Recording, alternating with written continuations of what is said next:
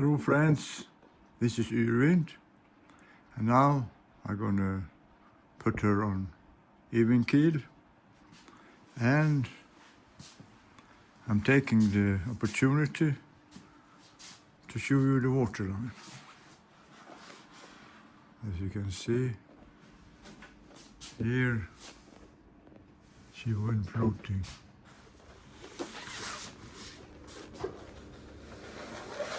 And here in the front,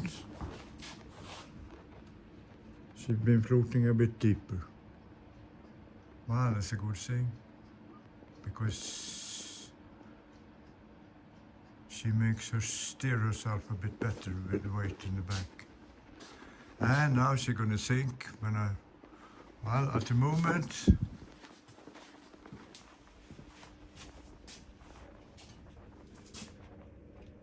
she's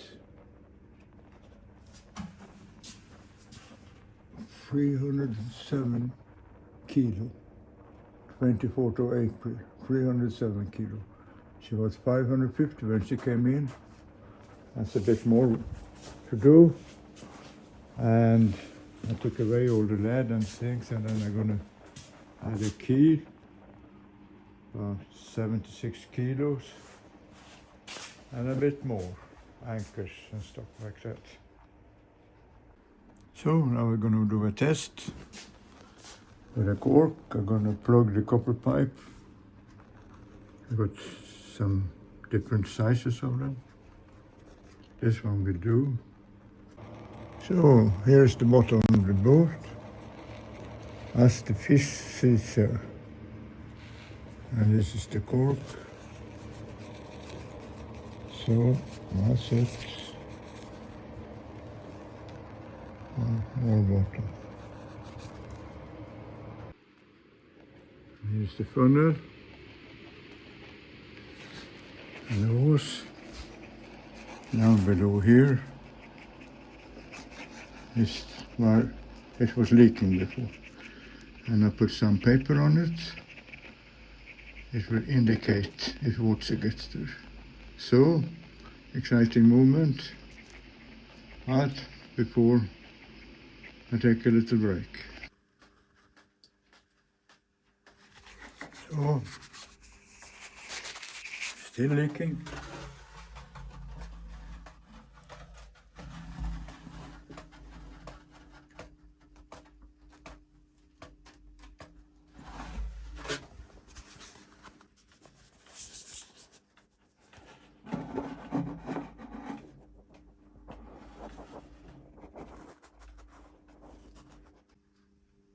So it's leaking, so it has to be redone.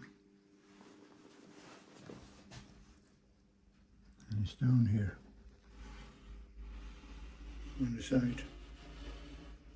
I cannot see it, but this edge here. So now I'm going to start on this hatch. These hatches are oval. This is square. That's because the bolts are on the outside, in the corners, on the ears. Here is over the center, and that's going to be on the inside.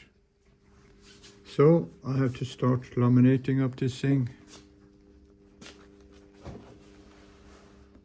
And that's going to be a bit of a job. But this is, you have to start somewhere.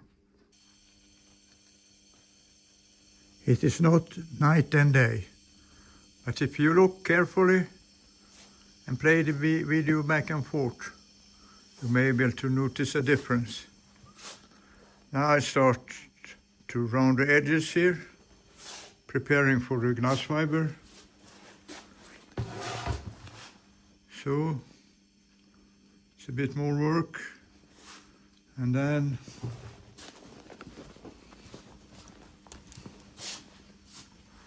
well, I can do it. So it's a little bit everywhere. And even up here. And then, yeah, it's getting closer and closer. I'm making a dent here and there.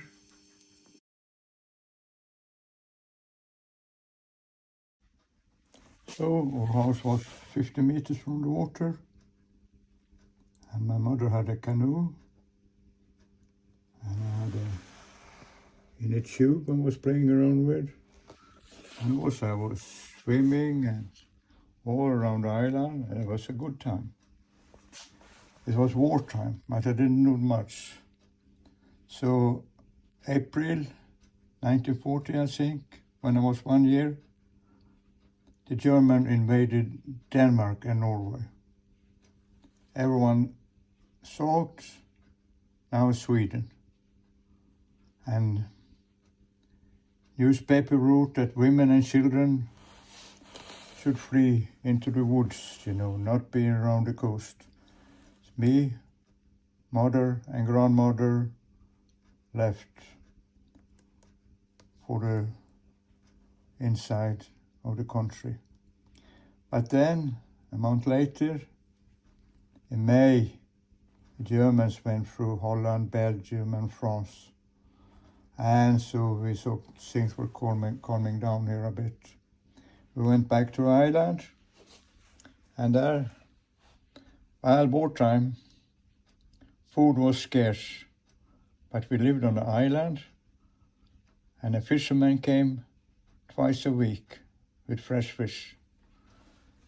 Food was restricted, but how could the government know how many fishes he caught? So we got fish, and grandmother knew you got intelligent by eating fish, because fish is always in school. And then we grew potatoes and carrots and onions and things like that. So it was a good time. And I was curious child. I asked many questions. And, well, my mother and grandmother said, well, when you go to school, you will learn more.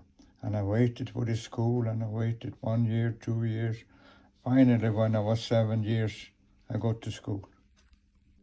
That school was not the paradise I was thinking it was. The teachers started beating me. I had to do homework. I couldn't do that. I couldn't spell. I couldn't learn by heart. We have to learn the cities in Västergötland. We have to learn the rivers in Holland. I couldn't do that. So they decided I was lazy, and the cure for laziness was beating.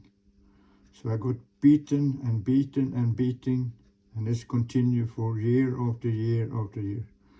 Finally, after 4 years, mother heard about this dyslexia, and then she found a school, a boarding school outside Stockholm, Vigbyholm.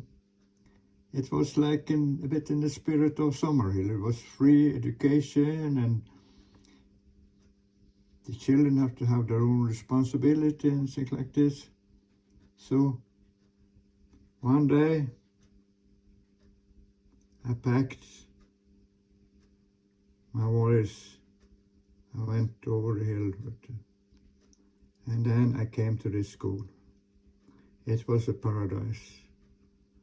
The teachers were smart and intelligent, and the same with the children.